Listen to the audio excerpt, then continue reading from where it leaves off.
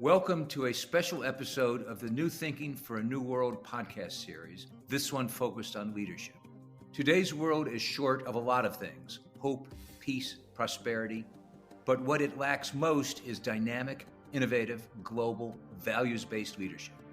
If we can find or nurture the right leaders, the rest will follow. Listen as two great leaders, scientist, inventor, and entrepreneur Fio Omenetto, and social innovator and entrepreneur Bright Simmons, discuss how great leaders can change everything. As part of the Tällberg-SNF-Eliasson Global Leadership Prize, we are two recipients of this prize, and we are here. We're here to have a conversation between two friends, I would say, on where we are and what the prize has meant for us and how we're looking at things that are happening. I guess the prize is about global leadership, and I think most importantly it's about trying to operate at the intersections of many domains to try to lend a hand to the large scale issues that are happening today. I suppose that we could fairly say that the world is not necessarily in equilibrium today. Between 2020 and 2021, there's been social unrest, there's been global pandemics, and migrations and climate change and all sorts of things. And I guess maybe there are great things that happen out of equilibrium. And we are two technologists, right? We are we like we like to make things that help. So I guess maybe the question is, how do we help? Yeah, no, I get you, Phil. So I received the prize just at the point when I had suddenly come upon the realization that social entrepreneurship would have been a great thread through my work, a way in which I organize the very diverse things that I was doing. And, I was always in need of a label because labels help sometimes. It makes you um, less stressed when you have to introduce yourself during the dinner parties. So you need a label, right? And social entrepreneurship has always been a great one for me. I tell people, oh, I'm a social entrepreneur. And they say, well, what does that mean? As well, I do entrepreneurship for the public interest. But sometime around 2017, when I was named a laureate alongside your very distinguished self, I was in a slight sense of personal crisis of identity because I just felt social entrepreneurship was not enough. They just everybody now says what they do is social in orientation and social in focus. But I was beginning to think that systems entrepreneurship is perhaps where the gap was. What we're all missing is how we deal with the externalities that our work creates. So yes, even a big fossil fuels company nowadays says they are social in their focus and their orientation. But it's true that the externalities of their work are not sufficiently captured by the atonement they make. So you may buy carbon offsets as a big fossil fuel company. The question is whether just buying the offsets changes the systemic context that you create, because you create context, and by creating context, are you able to address that by buying carbon offsets? I think not, and that is where I began to sense that the work we do as systems entrepreneurship, by trying to not merely atone for our sins, but work to create systems that minimizes the harm that, even if it's unintended, that our work poses for other people, was so critical. That was where I was when the prize came. So when you ask the question, how can we help? I think we have to begin to be clearer in this notion of universal values around what is it that our leadership obligations impose upon us as people who want to induce change to address the impact of our own work. Because I think there's so many people that get so focused on the change they want to create that they're not looking at the social justice implications, dynamics within their own team, and the psychological impacts of people that are working so hard to bring their vision to realization. So this system's perspective, to me, is the starting point of the cosmopolitanism of the Tällberg SNL Prize, right? Is this cosmopolitanism? But the cosmopolitanism is not merely a geographical globalization type cosmopolitanism. I think it's also about the values of our work, and how beyond an interdisciplinary and a multidisciplinary perspective, it creates a kind of holistic value system in our own work, in the work of everyone that we touch. I think that's where we are. I think I agree completely. One of the things that I can say is that interdisciplinarity, multidisciplinarity, becomes much broader, right? It becomes it's almost transcends, because, as you said, it's impact, context, vision, perspective that all have to come together. And as as people that spend time in the lab trying to look at optimization of things and how to make something that will be of impact for the greater good, sometimes you tend to get, one of the things that technologists do a lot is they tend to get Channel vision. and well, they fall. Let's be romantic, and they say that they fall in love with the things that they're working, and they are so passionate about a problem that sometimes the broader context that seems a bit that seems a bit more remote.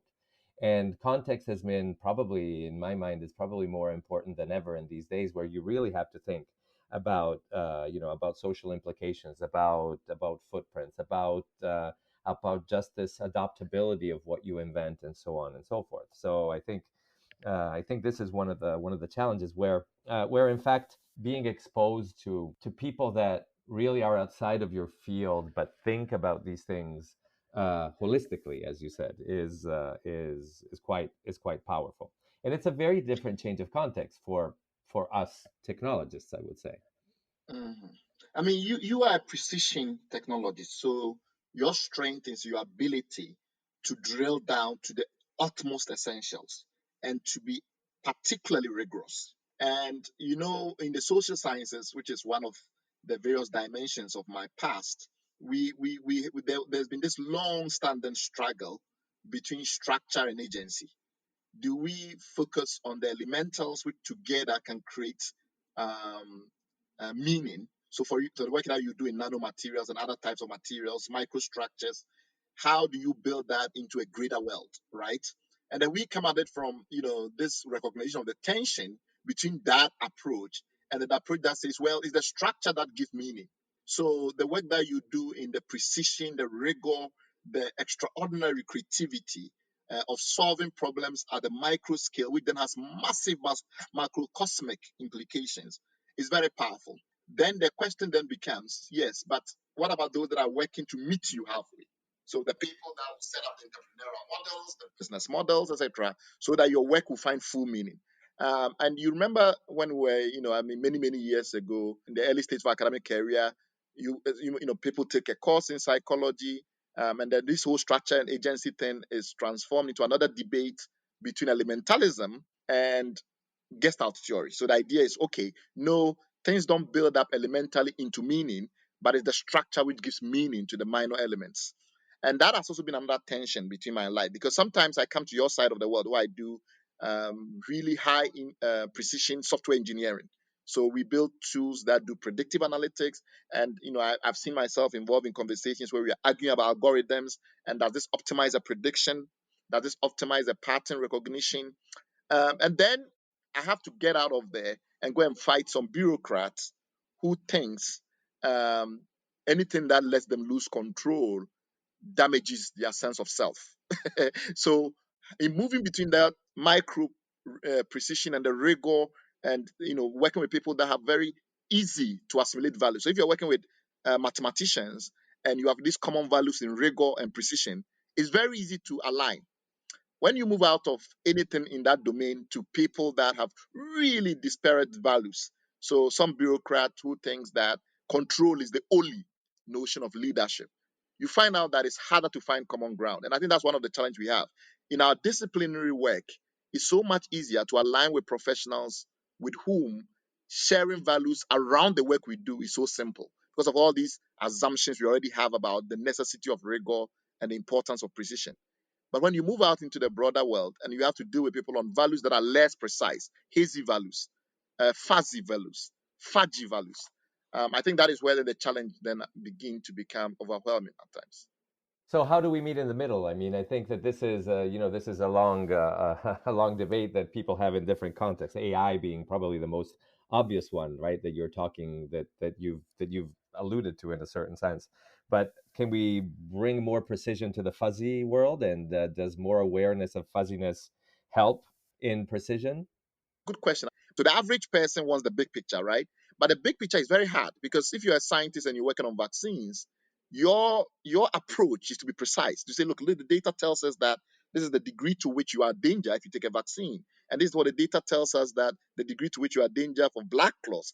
And people don't think like that in their normal lives. And I think all of us have that problem, where in our disciplinary work, we really grind to the minimals and the minimalism and the essentialism. And then when it comes to how we live our ordinary lives, we have to do with bigger picture things. I think I don't think obviously I have an answer in terms of how we do the bridging, but I think first of all we need to be humble to realize that if we took the things we know a lot about and we compared it to the things we ought to know something about, it's infinitesimal. It's very small. The areas where we are certain is tiny, and the areas in which we are uncertain are all the important things. So from you in microstructures and me in software optimization, we just have to acknowledge that that part of where we are confident is, so the crisis of confidence is inherent because we don't know much about our own domains, but we have to make an impact beyond our domains. And I think that is where the crisis stems from. So I think humility is the way we reconcile. I think you're right, but so the question is, do we need to talk to each other more, and will we listen to each other? I mean, With more humility, yeah. right? So humility has to be sort of With more humility humility and empathy probably are universal values. and empathy. Universal values that will bring us together, which are very uncommon things to talk about as technologists, I think, or at least they were probably they weren't pillars of the research that we do. We think very much about hard data, and most of the time. And I think that one of the things that is very important is that we cannot be devoid of thinking about things in a much more global context these days. So how's it going? So No, no, how's it going, Bright? no, I Are get you you. an op- I get you. are you optim are you are, do you see these things with optimism at this point or with pessimism?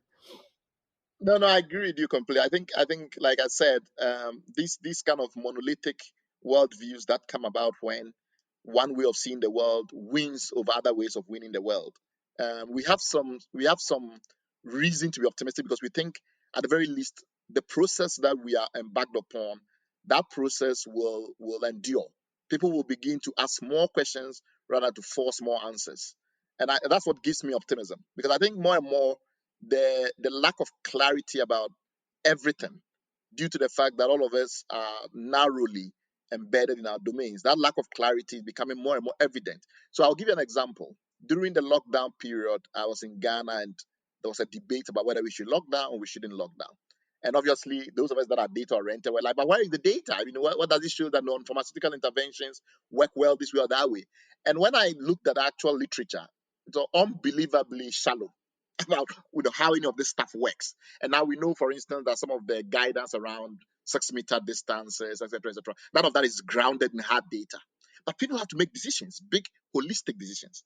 Now the question was, were you making those decisions saying, look, collectively as a society, we're looking to ask the right questions in order to drive the right inquiry, or you are doing that as an authoritative, technocratic expert imposing your will on others? And I think that was what, for me, convinced me that we ought to be on the optimistic route. People are just going to increasingly ask more questions and increasingly be less confident that the answers they have are certain. And that is a world that is better to live in, as far as I'm concerned, a world of increasing inquiry, a world of constructive and productive doubt, a world of constructive and productive doubt, which is the world we grew up in, right, in our professions, right? Do you know leaders, young or old, who are changing the world, who are not content with what is and are willing to work for what could be? If so, nominate them for the Tällberg-SNF-Eliasson Global Leadership Prize at tällbergprize.org. That's TALLBERG prize.org.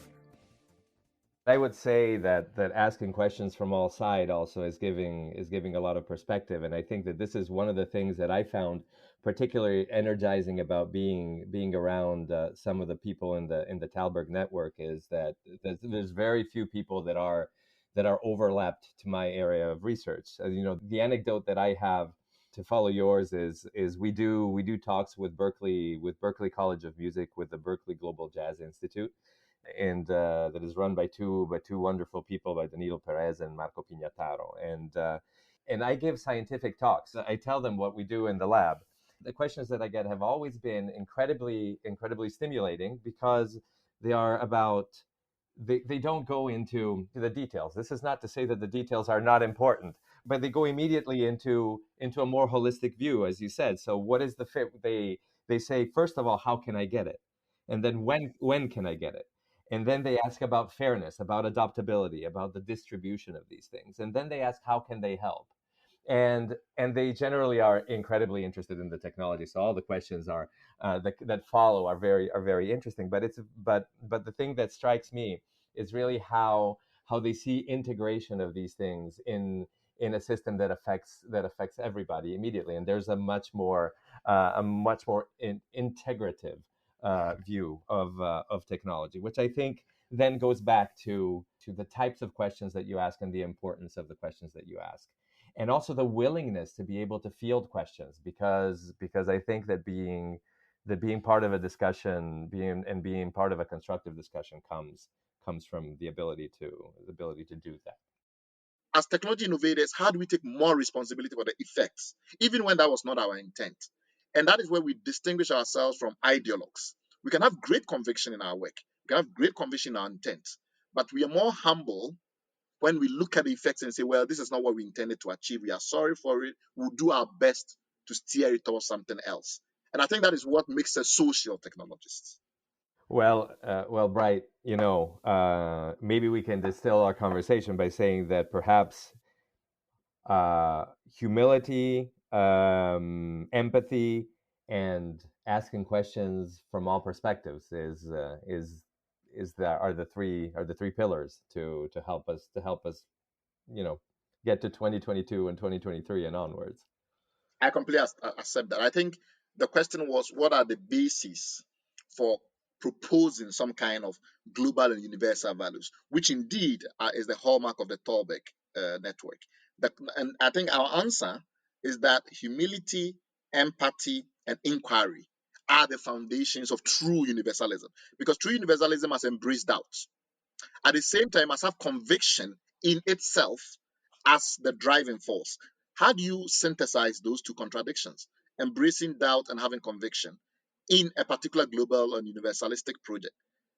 I think we are not the first, obviously, to grapple with that. The work of the encyclopedists, the works of the encyclopedists in the Renaissance, and in different parts of the world, in different intellectual traditions around the world, have been trying to do it for a very long time. But I think as technologists, we know that your holistic intent is not always what you achieve, because we've seen it so many times where we build technology and assume a certain effect and it's had a runaway impact and so we are more likely, I think, to play a role in this universalism that the Tällberg network seeks to advance by bringing inquiry back to the center. Because if I ever had this view that I knew what the effect of a particular approach would be, then I'm not building real technology. Because Right. Real technology, you get what I'm saying. Real technology, it derived from the doubt. So I think we are very well positioned to make our voices heard. Yeah. Yeah. I cannot agree more. And I think that on this note, I can say that it's always great to talk to you, Bright, and I can't wait to see you in person. And here's to seeing you soon. Wonderful, Fio. It's always a delight and a pleasure. Yes. And I look forward to seeing you very soon.